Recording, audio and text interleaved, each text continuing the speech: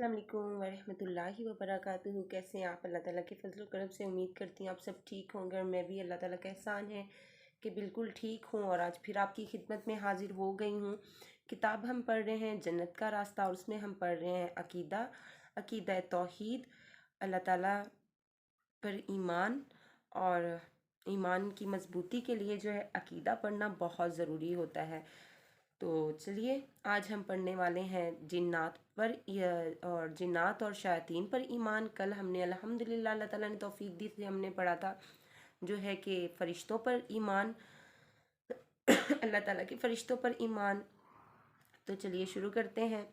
औज़ु बिल्लाहि मिनश शैतानिर रजीम, बिस्मिल्लाहिर रहमानिर रहीम।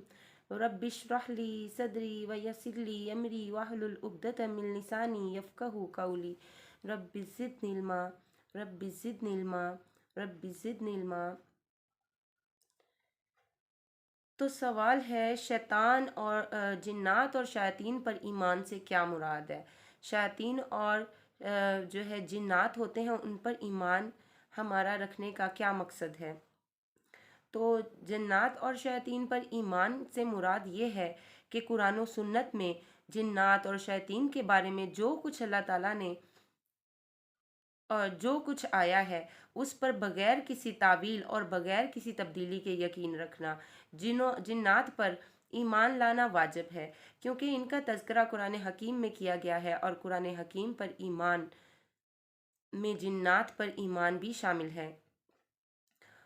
और काफिर फ़लसफ़ियों और कुछ डॉक्टर्स का गिरोह है जिन्नात की जो वजूद का इनकार करता है।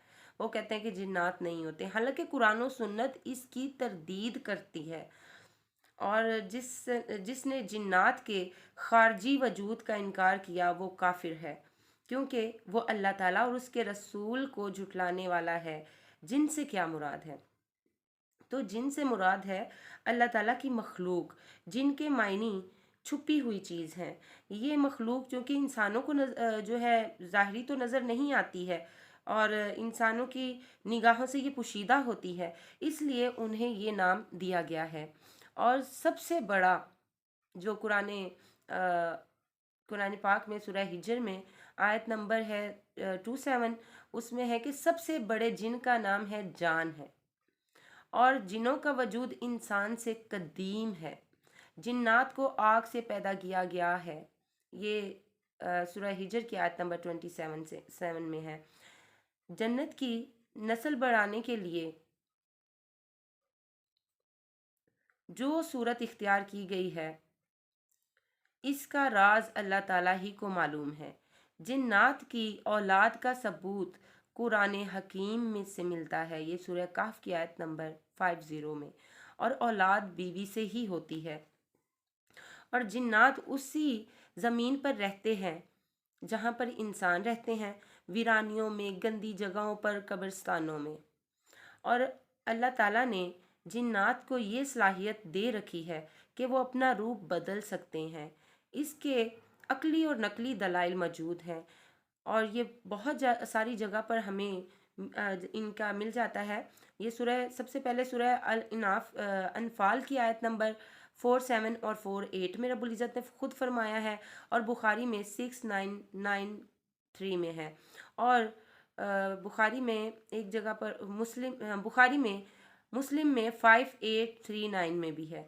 और ये जो है इब्ने हशाम में 528 में और 530 में भी है, लेकिन इसके बारे में कोई वजाहत नहीं मिलती कि इनका शक्ल बदलने का तरीका क्या है। सही हदीस में है कि जो शैतान होता है नबी सल्लल्लाहु अलैहि वसल्लम की शक्ल इख्तियार नहीं कर सकता। ये बुखारी में 6994 और मुस्लिम में 5919 में है। और जिन्नात खाते और पीते हैं, ये बुखारी में 3860 और मुस्लिम में 1007 में है। अल्लाह ताला ने इंसान को सबसे अफजल मखलूक करार दिया है, इस तरह इंसान जिन्नों से अफजल है। ये बनी इसराइल की आयत नंबर 70 में है। और जिस तरह इंसानों को सताते हैं, इसी तरह जिन्नात अपनी बुरी फितरत की वजह से सरकशी पर ज़्यादा आमादा होते हैं और सताते हैं।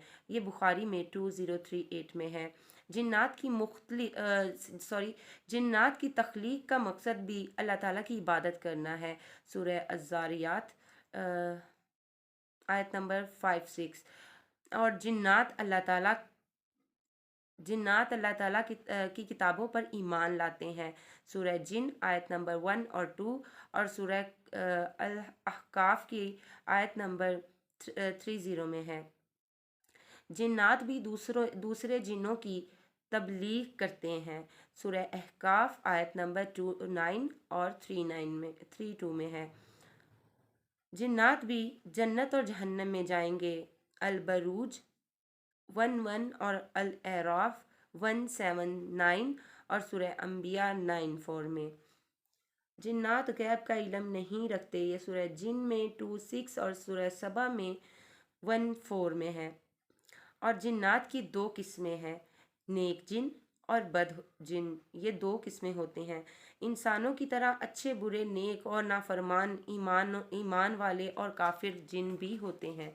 شیطان وہ ہوتے ہیں جو برے ہیں، ہر خیر سے دور ہیں، یہ آگ سے بنے ہیں، آگ میں جائیں گے، اس لیے ان کو شیطان کہا جاتا ہے۔ شیطان کون ہے؟ جن تو ہم نے دیکھ لیا نا، اب دیکھتے ہیں شیطان کون ہے۔ شیطان جن ہے۔ شیطان کو ان کی سرکشی کی وجہ سے شیطان کہا جاتا ہے۔ ابلیس جنوں میں سے تھا۔ اللہ تعالیٰ نے فرشتوں کو یہ حکم دیا کہ آدم علیہ السلام کو سجدہ کریں۔ سب نے حکم کو تسلیم کر لیا، مگر ابلیس نے انکار کر دیا۔ اس نے اپنے رب کی حکم کی نافرمانی کی اور آدم علیہ السلام کو سجدہ کرنے سے انکار کر دیا۔ سورہ بقرہ کی آیت نمبر 34 اور سورہ اعراف کی آیت نمبر 1-2 میں ہے۔ اور اللہ تعالیٰ نے تکبر کی وجہ سے جنت سے نکال دیا تو اس نے مہلت مانگی۔ سورہ اعراف کی آیت نمبر 1:4 اور 1:7 میں، بنی اسرائیل کی آیت نمبر 6:2 میں ہے۔ اور اس نے، کیونکہ جنات نے جو ہے تکبر کیا، ابلیس نے جو ہے نا اللہ تعالیٰ آدم علیہ السلام کو جو ہے اس وجہ سے، تکبر کی وجہ سے اس نے جو ہے انکار کیا تھا سجدہ کرنے سے، کیونکہ وہ کہتا تھا میں تو آگ سے بنا ہوا ہوں اور یہ تو مٹی سے بنا ہوا ہے، پھر میں اسے کیوں سجدہ کروں، کیونکہ میں تو اس سے زیادہ افضل ہوں۔ تو اس وجہ سے اس نے انکار کیا تھا۔ اللہ تعالیٰ نے اسے تکبر کی وجہ سے جنت سے نکال دیا تو اس نے اللہ تعالیٰ سے مہلت مانگ لی۔ ابلیس شیطان اکبر ہے۔ سورہ کاف میں 5:0 میں رب العزت نے خود فرمایا ہے، ابلیس اور اس کی نسل اپنے اعمال کی وجہ سے اللہ تعالیٰ کی رحمت سے دور ہیں۔ آگ ابلیس کا مادہ تخلیق ہے، اس لیے اس کے اندر حسد، بغض، کینہ، غصہ اور فخر و غرور ہے۔ اللہ تعالیٰ نے شیطان سے بچنے کا حکم دیا ہے۔ سورہ اعراف میں 2:7 اور سورہ فاطر میں 6 اور سورہ نساء میں 1:20 میں ہے۔ شیطان شر اور تکلیف کا منبع ہے، انسانوں کو اذیت پہنچانے اور ان کی زندگی میں بگاڑ پیدا کرنے اور ان کی آخرت برباد کرنے کے لیے ہر وقت اور ہر ایک جگہ تیار رہتا ہے۔ اس نے کفر اور نافرمانی کے لیے اور رحمان کی دشمنی کا جھنڈا اٹھا رکھا ہے۔